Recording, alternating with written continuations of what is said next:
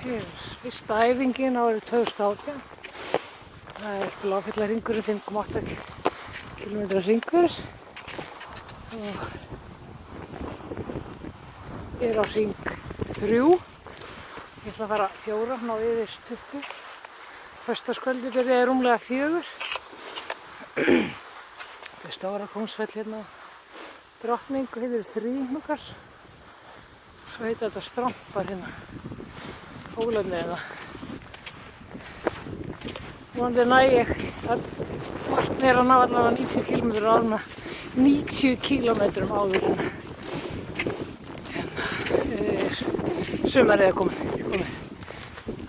Helstu þetta sjálfsögðu meira. Það ætti við kannski að vera metnaðarfull. En það er alveg byrjunin.